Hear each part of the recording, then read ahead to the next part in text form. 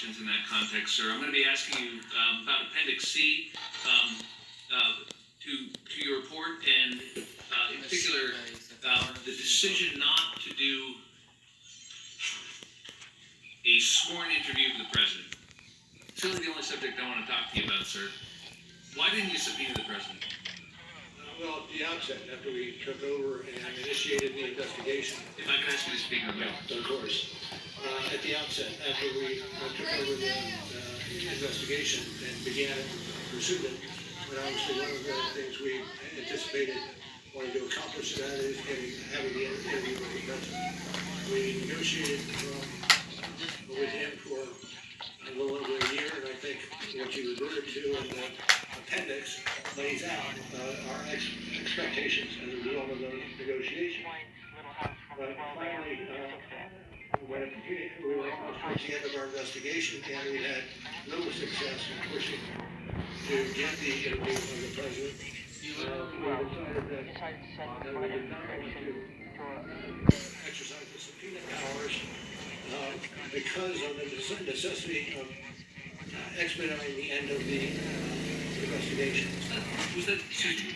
I was going to say that the expectation was if we did subpoena the president, he would fight the subpoena and we would be in the midst of the investigation for a substantial period of time. Right, but as we sit here, you've never had an opportunity to ask the president in-person questions under oath. And so obviously that must have been a difficult decision. And you're right, Appendix C lays that out. And indeed, I believe you described the in-person interview as vital. That's your word.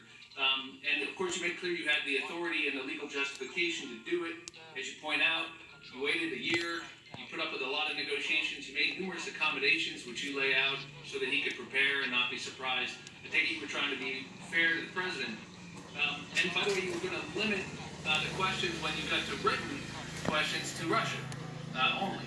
And in fact, you did go with written questions after about 9 months, sir, right? And the president responded to those, and you had some hard language for what you thought of those responses. What did you think of the president's written responses, Mr. Melton? Certainly not as useful as the interview would be.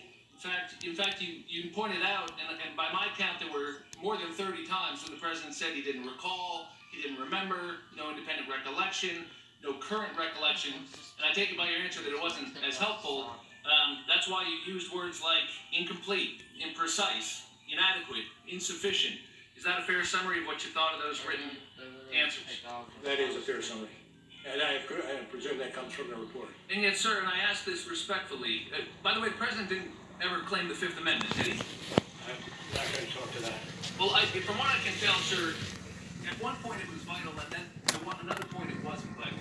And my question to you is, why did it stop being vital? And I don't think Hello. Nobody told you you couldn't do it, but nobody told you you couldn't subpoena the president. Is that right? No, we understood we couldn't subpoena the president. Rosenstein didn't tell you, Whitaker didn't tell you, Barr didn't tell you you couldn't. We could certainly subpoena. So the only other explanation, well, there's two others, I guess. One, that you just flinched. That you had the opportunity to do it, you didn't do it. But sir, you don't strike me as the kind of guy who flinches. No, no.